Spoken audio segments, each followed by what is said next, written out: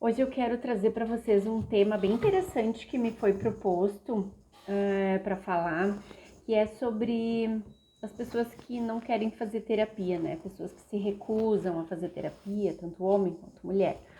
E eu vejo que isso acontece em famílias, mas isso acontece em casais também, nos relacionamentos. Às vezes uma pessoa quer propor uma terapia e a outra não quer aceitar.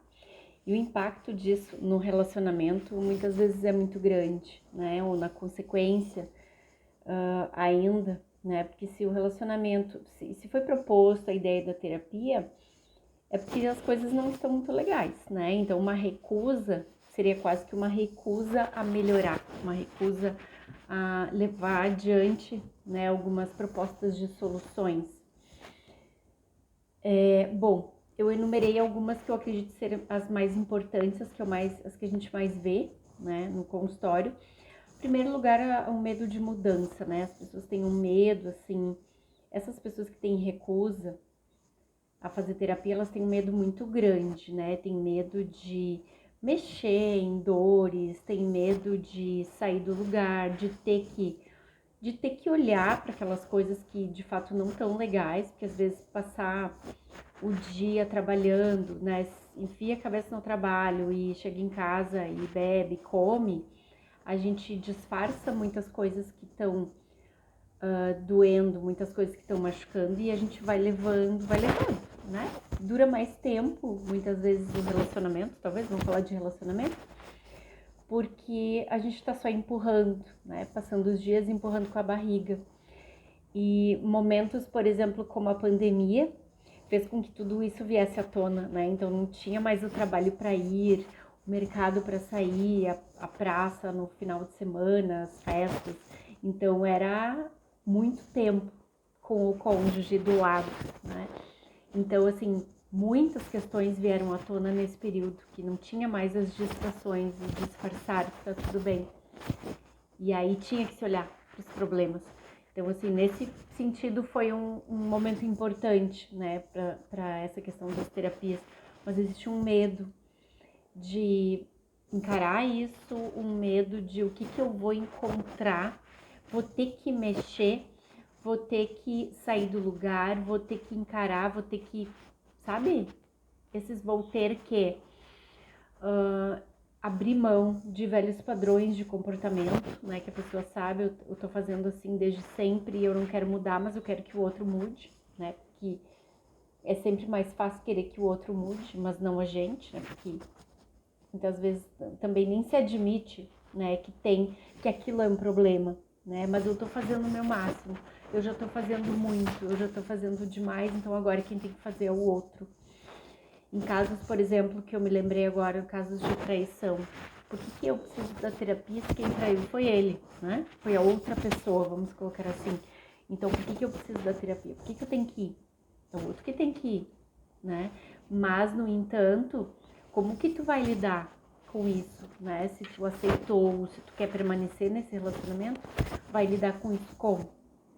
Né? Então, é necessário sim, tá? Esse é um ponto. Outra coisa que tem muito forte também é o estigma social, né? O estigma de fazer terapia. Terapia é coisa pra louco, né? É só louco que vai pra terapia. Então, assim, algo muito antigo, muito arraigado, que ainda, infelizmente, muitas vezes, afeta não só as pessoas antigas, mas afeta as pessoas mais novas também, que se deixam levar por isso, né? Se deixam levar por essas crenças antigas. Que é algo que nem é real, né? Porque, na verdade, quem sempre tratou dos tais de loucos que se fala eram os psiquiatras, né? Não eram os psicólogos. Então, enfim, nem faz sentido. Então, é uma crença que as pessoas repassam sem saber o que elas estão falando, sem pensar sobre o que elas estão falando. Então, é uma tendência humana a repetir coisas que foram ouvidas sem sequer a gente pensar sobre elas, saber de onde veio, se aquilo realmente é real, se aquilo condiz com algo que faça sentido. Então, não perpetue essas crenças falsas se tu não sabe o que significa. Vai atrás, tá? Outra coisa, uma experiência negativa, né? Eu já peguei algumas pessoas vindo de outros profissionais que tiveram uma experiência ruim. Não gostei de como o profissional falou comigo, não gostei das sugestões, eu não gostei do caminho que ele me indicou, eu não gostei de alguma coisa, né? Psicólogo, eu vi até o psicólogo me perseguiu, o psicólogo chorou junto comigo na consulta. Enfim, várias coisas diferentes, né, que podem fazer com que a pessoa gere um trauma nela. E aí ela diga, não quero mais saber de psicólogo. Um trauma anterior não justifica, né, porque existem vários profissionais, é a mesma coisa que eu ir no oftalmo, sei lá, qualquer médico, né, num dermato que eu não gosto, e dizer nunca mais eu consulto dermatologista, porque todos são iguais. Eu não conheço todos os dermatologistas do mundo e nem sequer da minha cidade. Então, assim, não faz sentido. Para de tentar justificar a tua fuga, tá? Porque tu não quer ir, tu fica inventando desculpinha, dizendo isso, aquilo, aquele outro, tá? Isso é desculpinha esfarrapada, furada.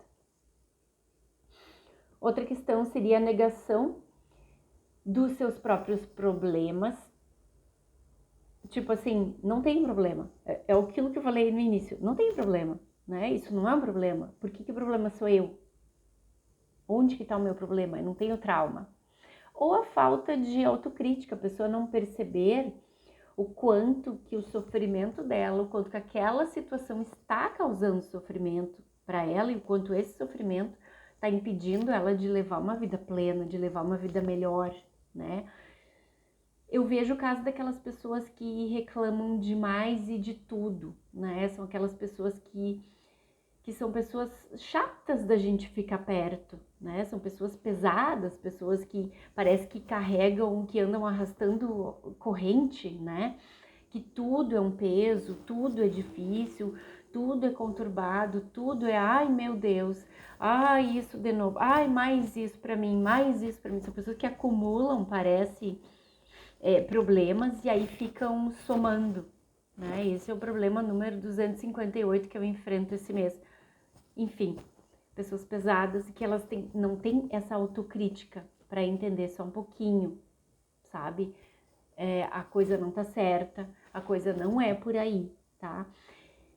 E tu como pessoa que é esclarecida, né, que tem esse conhecimento para terapia, tá? Ou que já fez, ou que deseja fazer, como que pode ajudar alguém que não tem essa consciência? Em primeiro lugar, eu vou te dizer muita paciência com essa pessoa e também respeito a ela, né? Se a pessoa, mesmo assim, depois de todas as tentativas ainda resistir, não há o que ser feito, né? Então, tu não vai forçar ela, tu não vai levar força, não vai arrastar a pessoa para terapia, não vai causar mais um problema de relacionamento porque tu precisa que ela vá para terapia. Se ela não quer ir, ela não quer ir.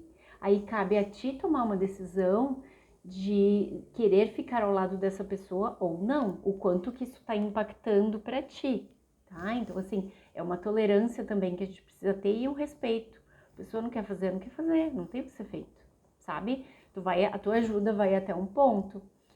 Desmistifica essa questão da terapia, né? Terapia não é para louco. Em que situações que se busca um terapeuta? O que o terapeuta vai poder fazer para ajudar ela naquela situação? Como vai ser? Se tu já teve alguma experiência, explica para a pessoa como foi a tua experiência, pega outras pessoas para conversar e propõe talvez algumas sessões, né? Vai em 2, 3 sessões, vai em umas 3 sessões, então, para tu poder ter uma impressão própria do que é, né? Sentir, ou troca o terapeuta, se for o caso de, né, não gostar de uma pessoa, porque precisa ter identificação, a gente precisa gostar, né, do terapeuta, do estilo do terapeuta, não pode ser algo muito muito oposto, assim, pra gente, né? Uma pessoa que a gente não gostaria, né? Que a gente não gosta, mas não pode. Porque isso atrapalha também a terapia. A gente tem que gostar do estilo do terapeuta, a forma que ele fala, a forma que ele se veste. Precisa ter essa identificação. Então, são esses pontos, né? Isso que eu queria trazer como questões de negação, resistência, medo até do desconhecido, né? O que vai acontecer, porque uma terapia, ela muda, né? Não só a tua vida, como a vida das pessoas ao teu redor. Ela precisa mudar. E ela muda mesmo sem querer, né? Uma pessoa na família indo para terapia, ela causa um movimento sistêmico que reverbera nas outras pessoas também. Então, todo mundo acaba tendo que mudar indiretamente. E às vezes uma pessoa da família, uma pessoa do casal, já traz uma mudança grande e significativa para aquele relacionamento. Então, nem sempre precisa todo mundo ir, tá? Só que se um deles for e o outro não for para terapia, podem ter questões importantes que estão sendo deixadas de ser trabalhadas no relacionamento que vão impactar lá na frente. E pode acontecer da pessoa que está fazendo terapia, ela evoluir, ela avançar muito na vida, ter outros pensamentos e a outra ficar para trás, né? Isso muitas vezes pode ser causa de separação, pode ser causa de mais conflitos e mais brigas também, tá? Então, converse com o terapeuta, marque uma sessão informal para conhecer, para tirar as dúvidas, para tirar as incertezas, que sempre é a melhor escolha. E tenha paciência e respeito pela pessoa que às vezes decide não ir. Não interessa o motivo, não interessa e não julgue essa pessoa, certo? Espero ter esclarecido.